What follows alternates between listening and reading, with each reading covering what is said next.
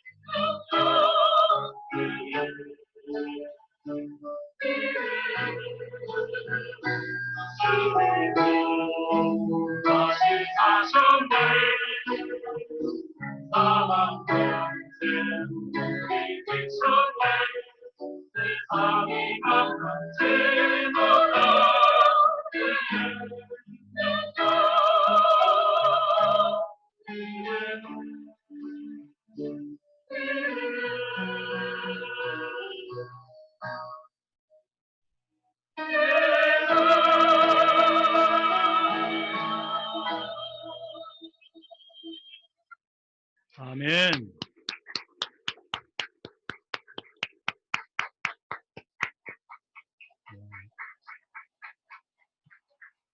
오늘도 귀한 찬양 너무 감사합니다. 우리 교회 찬양대가 그 어떤 교회 찬양대보다 은혜롭고 풍성하고 또 감동이 되는 찬양인 것 같습니다. 아마도 참 신앙 고백을 담아서 준비하시면서 나온 것 같지 않은가 그런 생각 듭니다. 우리가 무엇이든지 어떤 일을 할 때에 참 핵심을 파악하는 것이 참 중요하지요. 책을 읽어도 그 책의 중심 주제가 무엇인지를 모르고 읽으면 나중에 아무 기억이 나지 않습니다. 여러분, 우리가 기독교를 믿습니다. 아마 인구 센서스 같은 거 하면 이제 종교란에 기독교 대부분 치실 것 같은데요. 그 기독교라고 하는 단어 어디서 나왔을까 궁금하지 않으십니까?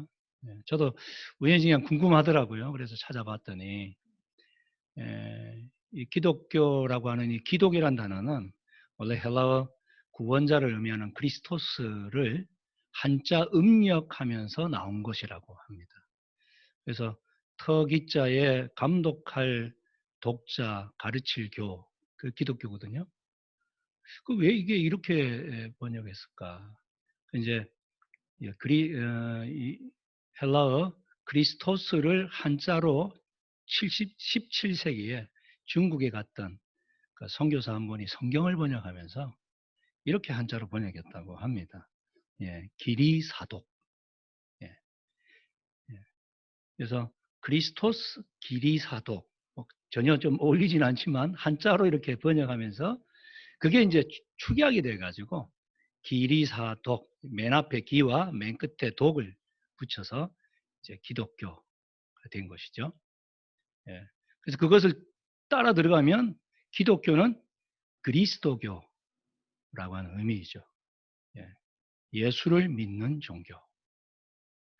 여러분 예수를 믿으십니까? 누구로 믿으십니까? 맞습니다. 아멘. 우리가 예수를 믿으러 교회에 나오긴 하는데 무엇을 믿는지 우리가 그 핵심을 모르고 그냥 형식에 따라서 예배가 끝나고 나면 야, 예수 잘 믿는다라고 생각하고 살아갈 수 있습니다. 여러분, 우리가 오늘도 사도신경을 함께 외웠습니다만은 이 사도신경의 핵심 바로 십자가인 줄 믿습니다. 하나님 아버지에 대해서, 예수님에 대해서, 또 성령님에 대해서, 교회에 대해서, 또 우리가 갈 천국에 대한 소망까지 다 기록되어져 있지만 그러나 그 가운데 이것이 빠지면 그 신앙 고백이 아무 소용이 없죠. 바로 십자가입니다. 십자가는 오직 거룩하신 하나님께로 인간이 나아갈 수 있는 길이 바로 예수 그리스도의 십자가밖에 없다는 사실을 가르쳐주는 진리인 줄 믿습니다. 보혈을 지나 아버지 품으로 보혈을 지나 하나님 품으로 보혈을 지나 하나님 품으로 한 걸음씩 나아가네. 하나님께로 나아갈 수 있는 길은 그 주님의 십자가에서 흘리신 보혈의 그 길을 통해서만 갈 수 있는 줄 믿습니다. 그렇다면 그 주님의 십자가는 무엇일까요? 우리는 십자가 바라볼 때마다 주님의 그 육체적 고난을 생각하게 됩니다. 그죠? 얼마나 아프셨을까? 내가 그 주님이 대신 되어서 못 박힌다고 상상할 때, 얼마나 힘드셨을까? 그래서 게세마네 동산에서 자spi시기 전날 밤 땀이 피로 변할 정도로 할 수 있거든 이 잔을 지나가게 하옵소서. 그렇게 3번이나 간절히 기도할 정도로 힘드셨던 그 십자가의 고난. 그렇지만 오늘 우리에게는 무엇으로 다가옵니까? 평화와 구원의 상징으로 다가오죠. 네. 우리가 영생 중립국인 그 스위스에도 국기가 십자가잖아요. 많은 나라들이 국기에 십자가가 그려져 있습니다. 그리고 약국마다 병원마다 다 십자가를 그립니다. 이유가 무엇입니까? 이곳에 오면 치료되고 이곳에 오면 평화가 임한다. 이 십자가가 그런 상징이 될 수 있었던 이유는 예수님의 육체의 고난이 있었기 때문인 줄 믿습니다. 인간을 사형시키는 방법은 다양하게 있죠. 제가 찾아보니까 잘 아는 교수형도 있고요. 또 단두형, 참 잔인하지만 목을 자르는 거죠. 총살형도 있고요. 타살형도 있고 화형, 능지처참, 독가스. 어떤 분은 어떤 나라에서는 고압 전기로 독극물을 넣어서 사형수를 그렇게 사형시키게 합니다. 근데 주님이 달리신 십자가는 다른 의미죠. 로마 제국 시대에 가장 잔인하고 국가를 반역했고 도저히 용서할 수 없는 극악무도한 죄인을 죽일 때 십자가에 매달아 죽이죠. 그냥 죽이면 안 된다. 좀 처절하게 아픔과 고통을 느끼면서 죽어야 되는 죄인이다. 그런 죄인들을 십자가에 매달아 죽이는데 어떤 사형수 같은 경우에는 일주일이 넘도록 목숨이 떨어지지 않으면서 그래서 그 흘린 상처에 까마귀나 새들이 와서 쪼아먹는 그 고통까지 느끼면서 죽어야 했던 바로 사형이 십자가라고 하지 않습니까? 주님은 이런 십자가에 매달릴 죄가 있으신 분입니까? 아니죠. 성경은 말합니다. 나와 여러분의 죄 때문에 그분이 대신하여 죽으셨다고. 그 주님의 십자가를 때문에 이제는 십자가가 부끄러움이나 감추고 싶은 것이 아니라 자랑하고 싶고 평화와 구원이 임하는 그런 심볼이 된 줄 믿습니다. 이 십자가의 고난은요, 단순히 육체만이 아니라 영적인 고난의 의미를 담고 있죠. 여러분, 사람의 일생에 있어서 가장 하나님이 필요할 때가 언제일까요? 숨이 넘어갈 때, 죽음이 임박했을 때가 아닐까요? 이제 나는 죽는구나. 내 생은 끝나는구나. 그 순간, 정말 신이 있다면 나에게 와서 이 죽음에 대한 공포와 두려움을 이겨낼 수 있도록 도와주셔야 되겠다고 생각하지 않을까요? 그런데 주님이 돌아가시는 그 순간 우리 하나님은 등을 돌리셨습니다. 그 아들의 외침을 외면하셨습니다. 뭐라고 부르짖으셨습니까? 엘리 엘리 라마 사박다니. 나의 하나님 나의 하나님 어찌하여 나를 버리셨나이까? 단순한 외침이 아니죠. 그 십자가에서의 그 영적인 고통을 이야기하는 거죠. 하나님으로부터 버림받는 창세 전부터 지금까지 한 번도 헤어져 본 적이 없던 아버지 하나님과 그의 아들 예수가 단절되어져 버리는 그 순간이 십자가에서 운명하시는 순간이었습니다. 아들의 그 절규를 고개 돌리고 외면하실 수밖에 없는 그 하나님 아버지의 마음 어떠했을까요?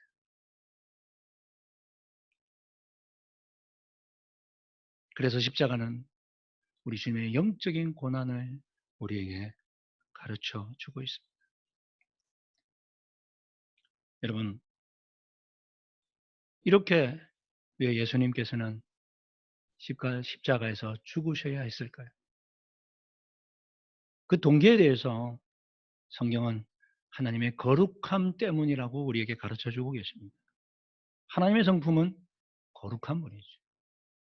이사야 6장에 보면 이사야가 환상을 봤을 때 스라합들이 천사들이 하나님 우편에서 거룩하다 거룩하다 만군의 여호와. 레위기 11장 45절에도 나는 너희의 하나님이 되려고 너희를 애굽 땅에서 인도하여 낸 여호와라. 내가 거룩하니 너희도 거룩하라.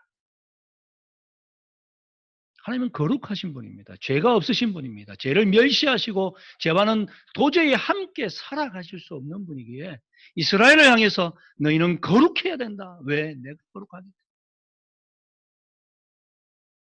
거룩하다는 말은 죄를 용납하실 수 없고 죄 지은 자는 반드시 심판해야 된다는 사실이죠. 그래서 하나님은 십자가를 준비하실 수밖에 없으셨던 것입니다. 왜냐하면 십자가의 또 한편의 동기가 사랑이기 때문에 심판을 용납할 수 없지만 또 한편에서는 하나님의 가슴 속에서 품어져 올라오는 사랑이라는 것이 있다. 심판하여 영원한 형벌에 던져버리고 싶지만 또 한편으로는 이들을 향한 그 긍휼과 사랑, 이 공의와 사랑이 어우러져 만들어낸 작품이 십자가인 줄 믿습니다. 죄 없는 자가 죄인들을 대신하여 나무에 매달려 죽어가는 그 십자가. 거기에 죄 없는 예수님께서 우리를 위해 대신 죽으셨습니다. 아들을 잃고 초상을 치르고 있는 한 신하에게 왕이 조문을 왔습니다.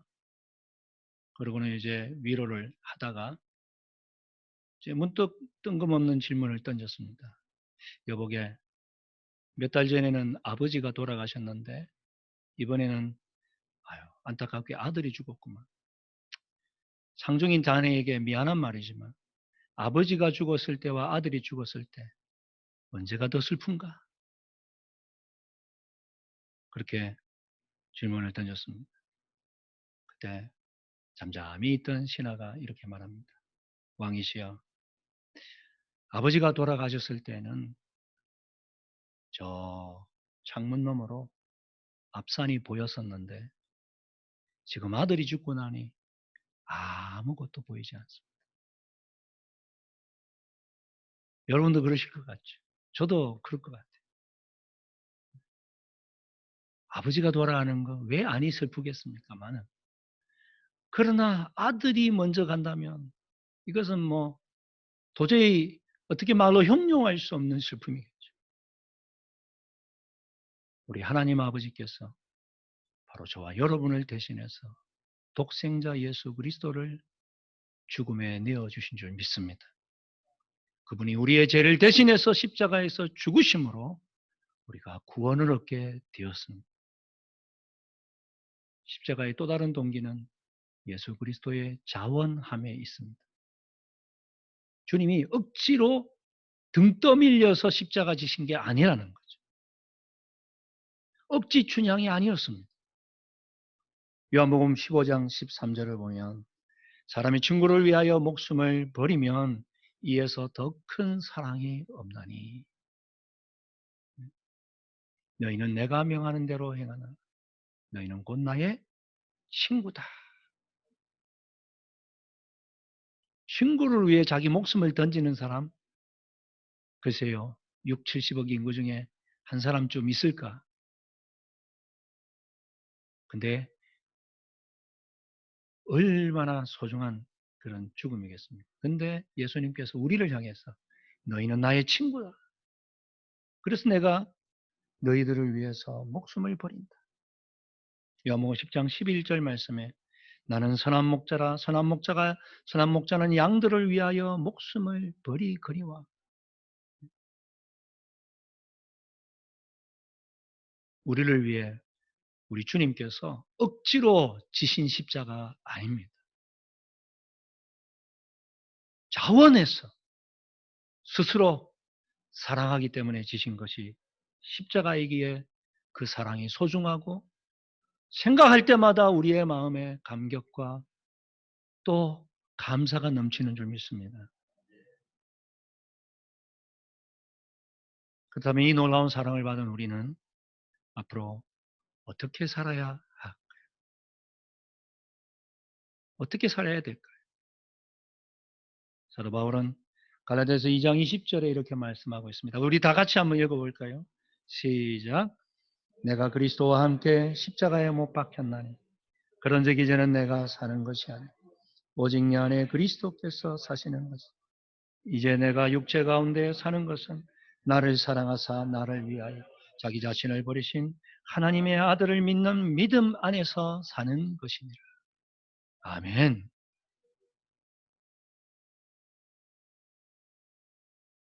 예수를 내 구주로 믿는 그 순간 과거에 나는 이제 십자가에 못 박힌 줄 믿습니다. 나는 이제 사라졌습니다.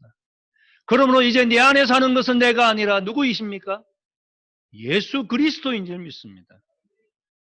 내 안에 그리스도께서 사시는 것이에요. 이제 내가 육체 가운데 사는 이유는 분명합니다. 나를 사랑하사 나를 위하여 자기의 몸을 아낌없이 내어주신 그리스도를 믿는 믿음 안에서 사는 것이요. 이것이 저와 여러분의 믿음 생활인 줄 믿습니다. 우리가 이 땅에 발을 딛고 살아가는 이유인 줄 믿습니다. 제가 존경하는 설교자 중에 마틴 로이드 존스라고 하는 영국의 설교자가 계십니다. 그분의 묘비에 가면 다른 거 하나 다 적혀 있지 않고 오직 단 한 구절 성구가 적혀 있습니다. 고린도전서 2장 2절 말씀입니다. 내가 예수 그리스도와 그가 십자가에 못 박힌 것 외에는 아무것도 알지 아니하기로 작정하였노라. 제가 그 무덤에 방문했을 때 가이드 하시는 목사님이 그러더라고요. 이 구절이 이 목사님의 평생의 좌우명이었습니다. 우리 모두가 평생 붙잡고 가는 성경 구절 한 구절씩은 있으셔야 됩니다. 나를 살아가게 하는 힘이 말씀이어야 됩니다. 세상의 동이 아니고 명예가 아니고 출세가 아니고 자식 잘되게 하는 것이 내 삶의 이유가 아니고 내가 예수 그리스도와 그가 십자가에 못 박힌 것을 세상 사람들에게 알리기 위해서 나는 존재하고 나는 설교하고 나는 목회했고 그렇게 살아왔다라고 고백하는 그 로이저 존스 목사님의 그 묘비의 기록을 읽으면서 나도 이 길을 가야 되겠다. 오늘 우리가 읽은 말씀 다시 한번 생각해 봤으면 좋겠습니다. 십자가의 도가 멸망하는 자에게는 미련한 것이요. 그러나 구원을 얻는 우리에게는 무엇이 됩니까? 하나님의 능력이라. 구원의 능력이 되는 것이 바로 십자가의 진리인 줄 믿습니다. 세상 사람들은 어리석다 그것이 무엇을 우리가 구원할 수 있느냐라고 말할지 몰라. 구원을 얻은 하나님의 백성에게는 이보다 더 큰 하나님의 능력은 없는 줄 믿습니다. 오늘 우리가 성찬 예식을 거행합니다. 이것은 바로 주님께서 십자가에서 우리를 위해 살찢고 피 흘리신 것을 기념하는 예식입니다. 이 예식에 우리가 아무런 감동 없이 참여하지 마시고 정말 내가 존재하는 이유가 바로 이 주님의 십자가 때문이라는 사실을 깨닫고 그 은혜에 감사하며 주를 위해 살아가는 우리 모든 성도님들이 될 수 있기를 축복합니다. 그런 마음을 담아 우리 응답 찬양을 드렸으면 좋겠습니다. 우리 시와 찬미 85번에 나오는 십자가라고 하는 찬양입니다.